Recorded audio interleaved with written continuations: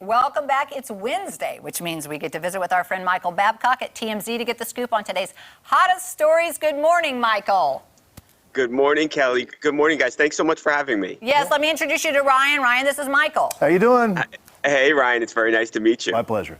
So what's in the headlines? What's going on? I've heard a little bit of this and that, but what do you have for us? There's a lot of stuff going on. Let's start with Kanye West. So when isn't Kanye West in the news these days? But, over the last couple of months, particularly the last couple of weeks, Kanye West and Kim Kardashian, they have not been getting along. And a lot of these disagreements, when they haven't been about Kim's new boyfriend, Pete Davidson, they've been about their children. And, Kanye has plainly said that he feels like Kim is keeping him away from his 4 kids. And, he would like to spend time with the kids. And he believes, or he says at least, Kim is making it difficult. So, during this divorce that they were going through, they weren't going to necessarily have a formal custody agreement because he has such an erratic schedule. It's not regular, and he's all over the place. So to have a set schedule, hey, 2 weekends a month is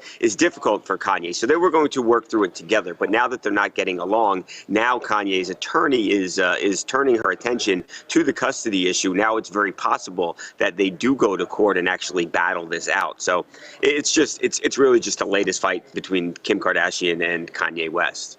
Well, I think we're going to be talking about this probably forever. Unfortunately, when you have children with someone and 4 kids, I mean, obviously they don't get along. They have differences of opinions, and this is going to go on. I don't see an end sight to this.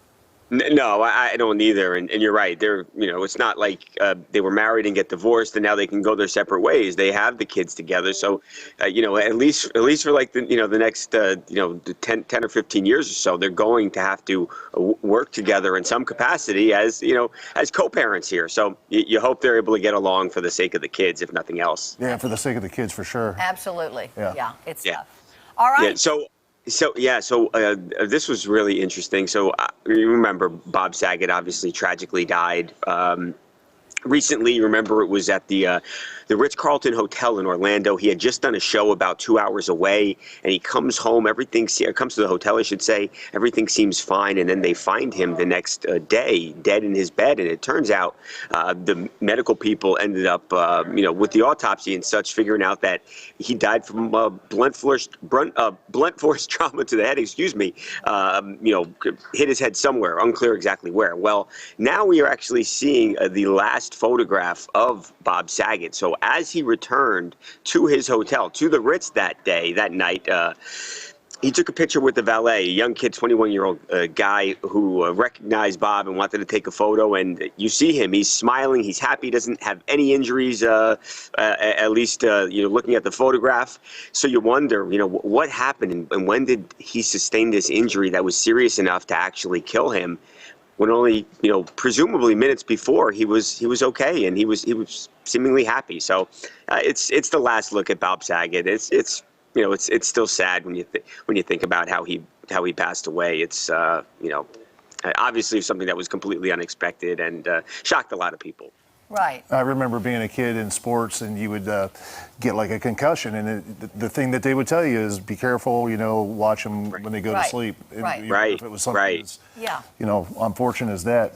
Well, I know of people, Michael, that have, have fallen in the bathtub. Maybe they had too much medication or something happened, and are they saying that maybe that there's foul play or? No, yeah. So they have been very clear, actually, Kelly, to say that no foul play. And they can tell for a number of different reasons. They know when the door was open, so they know once Bob went into the room that the door was never opened again. So there were some things that they were able to determine, throughout their investigation, that this was not something that involved foul play. What they think might have happened is he could have hit his head very hard, obviously, on the headboard and actually kind of passed out because he was found in bed.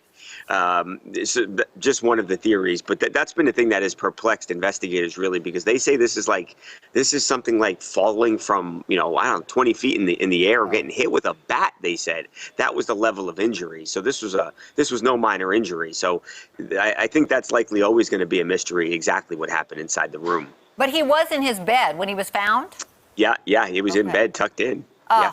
Well, Yep. I mean, that is a mystery. I don't know if we'll ever know what the answer. Yeah, I don't think we will, Kelly, unfortunately. But yeah, how do you injure your head so bad, but you're still tucked in? It's strange. It is if so nothing strange. else. Did you know him, Yeah. Michael? Did you know him? I did not. No, I did. I mean, I was growing up, obviously, watching Full House. I was a big fan of his, but no, I had never gotten the opportunity to talk to him, unfortunately. Well, he wasn't very old. That is very sad. Very sad. No, I know. And this last one.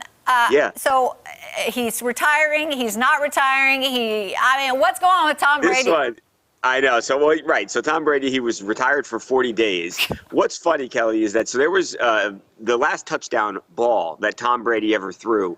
It was up for auction, and it actually sold on Saturday for $518,000.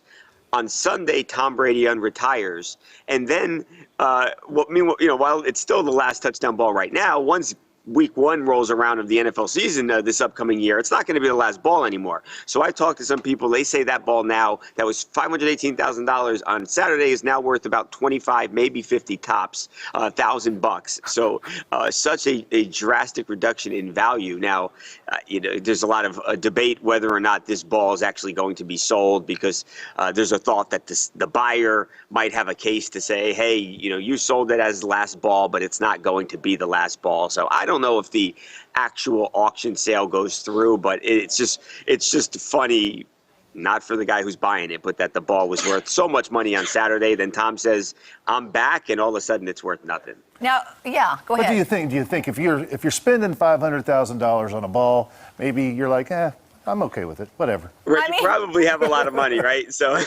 right, if you're gonna drop $500,000 on a football, yeah, you're probably pretty wealthy. So It's a great story too. It is. It could be the almost last ball. Now, did Right. Tom Brady sell it? Did he sell it, or did someone else sell it? No, you know what? That's very interesting. I'm not even sure how it may have been a fan, Kelly. How kind of like the path the ball took to get to the auction house, because you're right. Usually the players want to keep those really memorable Especially your last one. Yeah. moments. Allegedly. Exactly. Now that was a game they lost in the playoffs to the Rams, so I don't know if kind of bad memories from that game, but yeah, I'm not sure where it came from. I have a way to remedy this.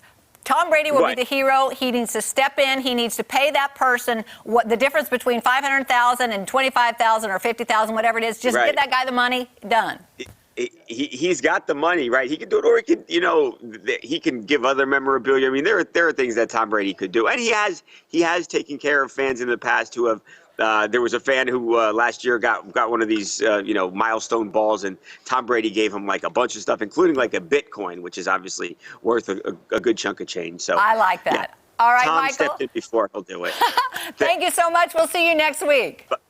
Thank you you so guys much. for having me. I'll see you next week. Bye-bye. Hey, you can catch TMZ weekdays at 5 p.m., TMZ Live weekdays at 2 p.m. We'll be right back right after this. We will, yes. Don't you think that's a good idea? He should just pay him the difference? He's got the money. He'd be the hero. He's got tons of money. He's got yeah.